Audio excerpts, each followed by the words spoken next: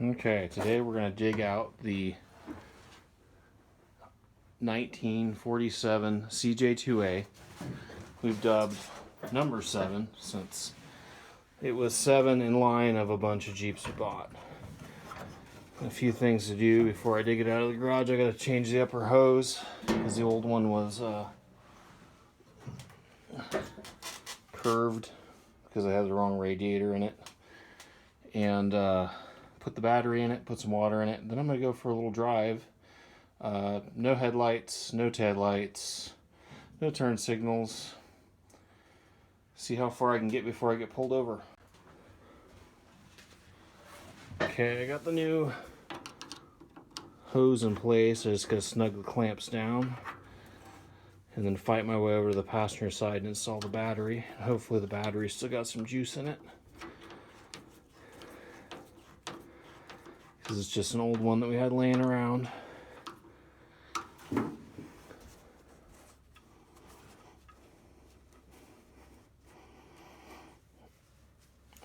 If it doesn't work, I'll pull the battery out of the other Jeep. I know it works.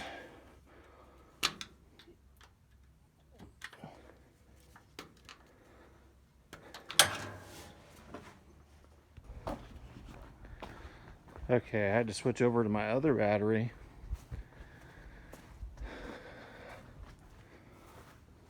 I put the headlights back in it just for looks. And I gotta fill the thing with water and we should be ready to go.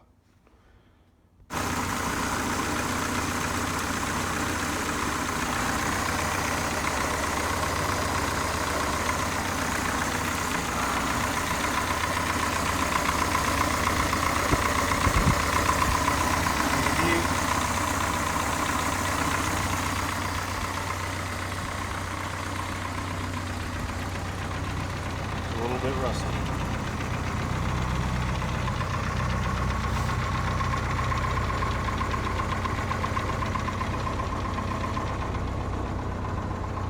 Oh crap.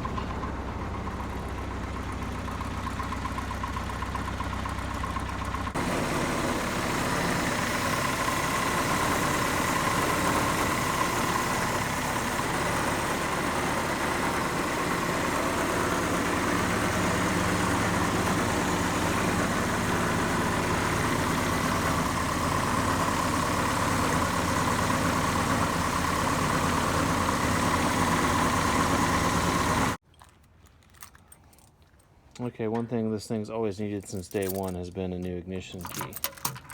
This thing is just... it works, but then you don't know if that's off or on, or it gets caught right there. The key falls out of it. Probably start with a screwdriver, so I'm just gonna throw in this new one that I got.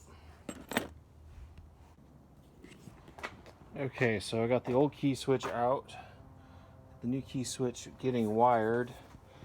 I do have a problem though that I needed to address for quite some time, is we left the key on and blew the coil up at some point. So I've got a generic 12 volt, no resistor coil I'm going to stick in there. I got it a few pounds of wiring out of the dash and including the solenoid. I went to a push button under the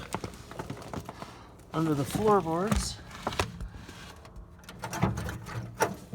right there, like it had originally. And I'm about ready to set the coil in there and hook up the key and maybe start wiring the headlights. Okay, so new coil installed, new wire ends. Ran for temporarily to now to that cable. I'll be getting a new cable for it though. Let's hit the button and see if it starts like it's supposed to.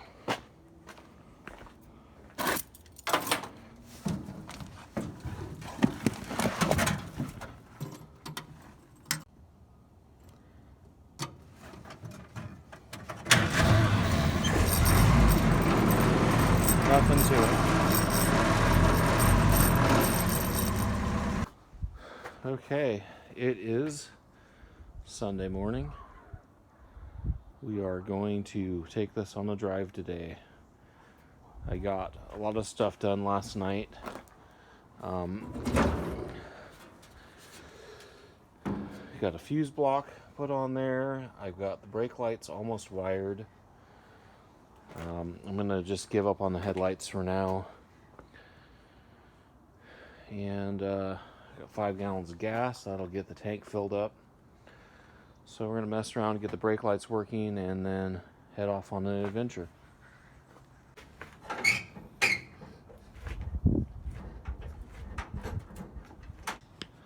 Okay, well, brake lights work.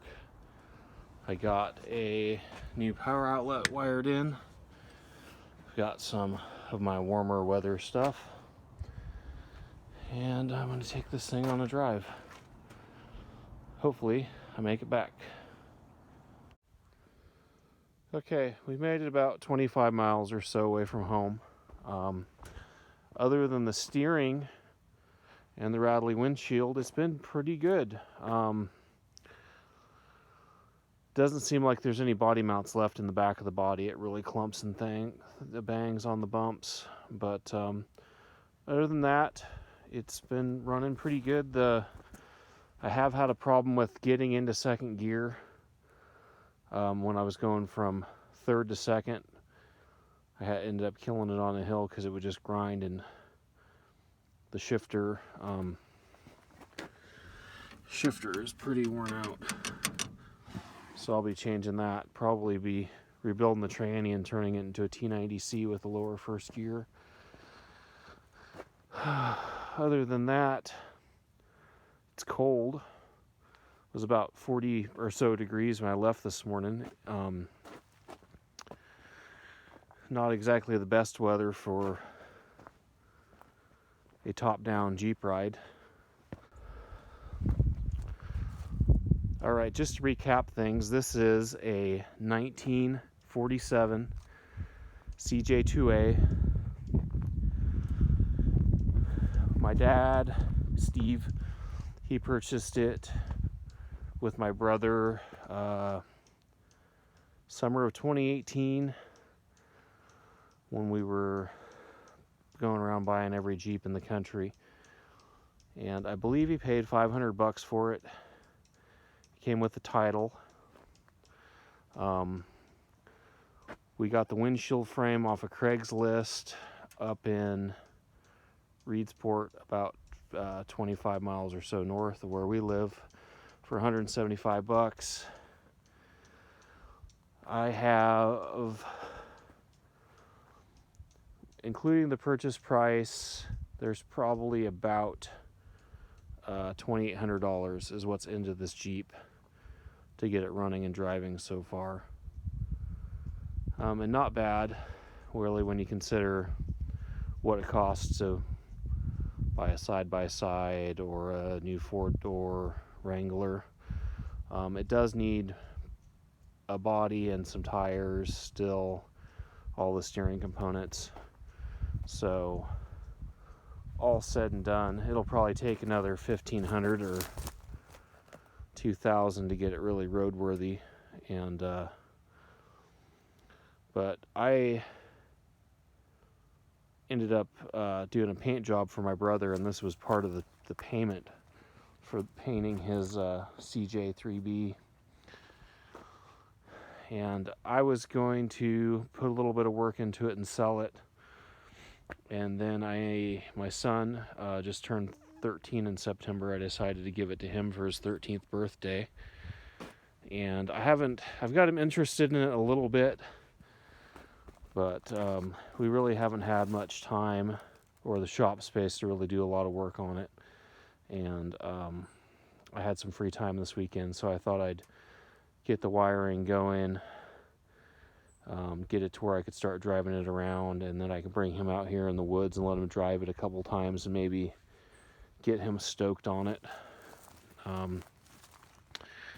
Still has the Go Devil 134 engine, 538 gears, T90 transmission, Dana 18 transfer case. It does have a rebuilt Husky overdrive that I threw on there. Its permanent home isn't going to be on this Jeep, I don't think. It'll probably be on one of our other Jeeps. But for right now, I figured I'd throw it on there and at least it wouldn't rot away, sitting on the shelf going to hell. Steve did a little bit of work on this thing last year. We did the brakes, we did new rear shocks, brake lines, swapped in a Dana 44 that he had laying around out of a CJ2A. New exhaust system. The motor is actually not from this Jeep. The motor that was in it was, it had a cracked head and a knock. This one we drove down to Eureka, California, and picked it up along with some axles for a couple $100. Steve put a head gasket in it and some other gaskets, and I believe he put some valves in it too. And got it up and running. It ended up being the better of the two motors. He bought a Willys generator for the engine at the same time, and he put that motor in the rustier blue CJ2A we had that we now sold. You probably, if you follow me on Instagram at all, at Ugly Jeep Unrestored, there's quite a few pictures of it and kind of a neat story. But it's gone down to one of my customers in Myrtle Point. Bought it from us to restore, so it's gone now.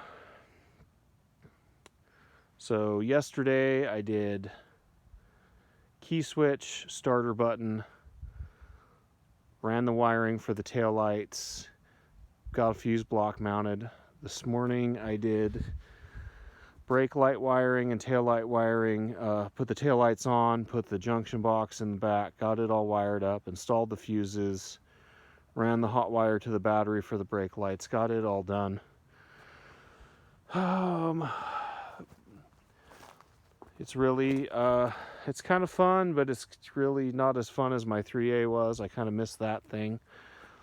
But I think it's going to be a kind of a fun little project for my kid, get my kid into it. Okay, here is the engine that we went down to California and got. Steve, for whatever reason, decided that it needed to be Chevrolet orange rather than a stocker looking color. Runs pretty good. The, I don't know if you can see it down there, radiator's leaking a little bit of antifreeze. Temp gauge doesn't work. Just gonna roll with it. Well, now that I've been talking about it for way too long, let's go find some mud to get it in. I know of a little road that's kind of half mud, half gravel. Let's go hit that thing.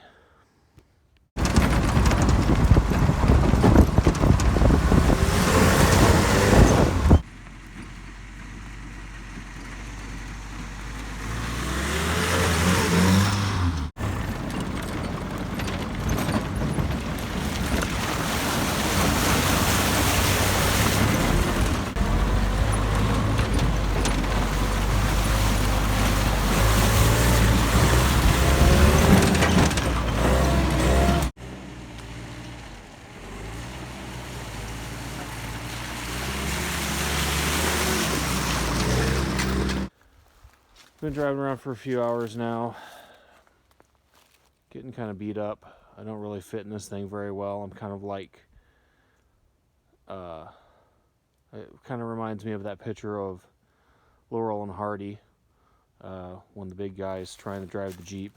You see on the old Jeep propaganda war videos.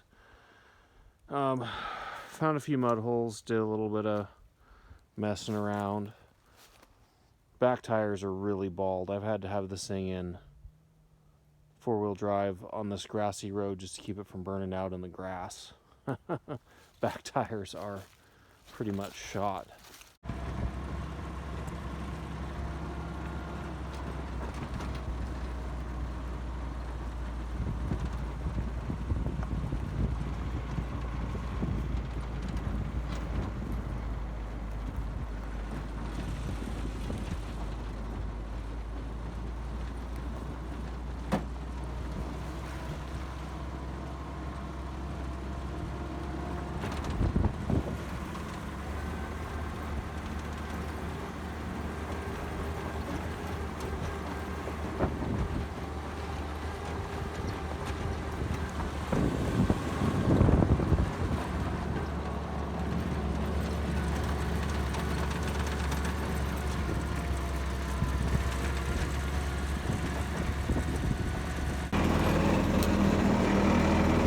Raindrops started falling on me. It's time to head for home.